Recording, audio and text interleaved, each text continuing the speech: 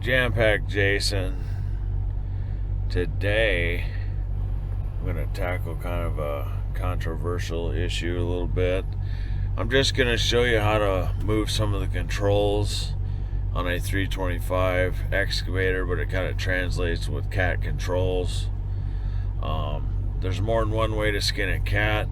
Everybody does it different.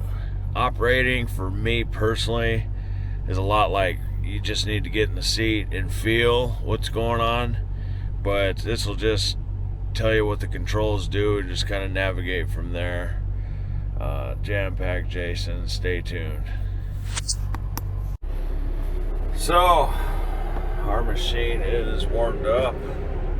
It is time to get to the basics of how to run one of these things. Looks like we got a loader behind us. Anyway, to activate your hydraulics, you push this down. You have a lever that swings out. It activates your hydraulics. This is your throttle. Do that. You pull back on your main lever. That lifts your boom. Your boom is your big steel frame, and your stick is the small stick that comes out and attaches to your boom. This to the right is your bucket out.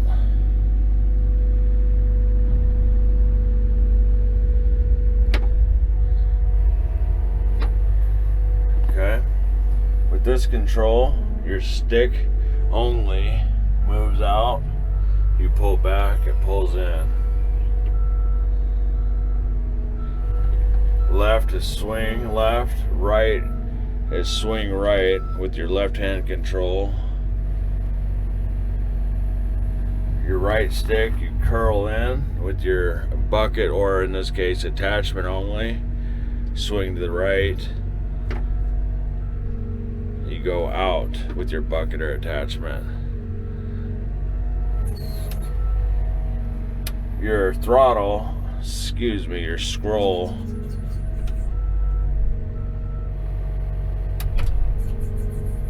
on this one, it is hooked up to my attachment. Every excavator set up differently, so this is just what mine does. See, on this scroll on my left control turns my grapple, and again on every machine is different. This is just how my 325 next gen works with this roto back swivel head, and that's pretty much the basics. Down, you push forward, you're pushing away, your boom comes down. You lift up, pull back, your boom goes up. So you need seat time to really get a good feel for how each machine works, but this is just the basic hand controls of how you do it. You fire it up, you activate your hydraulics, you deactivate, you pull back, your hydraulics won't work. You can pull that back, your hydraulics also do not move or work. That stick has to be out for your hydraulics to be activated. Your throttle is a big deal. You don't want to run at an idle either. But this is your track speed with the rabbit and turtle lights, window washer fluid, window washers, wipers, excuse me. This is just your shortcut tab. This is how you navigate your computer system. But this is just a quick rundown. Your tracks, of course, forward, backwards.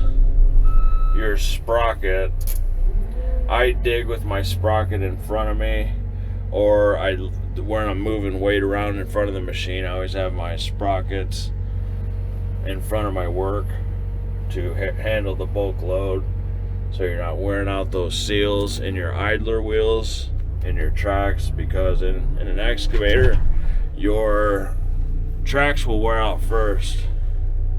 So that's pretty much it. Just thought I'd make a quick video on the quick ways to maneuver your excavator. Now it just takes time in the seat to get used to it, but that's how we do it. There's more than one way to skin a cat, so I don't want all these old toughy operators out here getting mad at me and saying how they do everything different. Jam Pack Jason, over and out.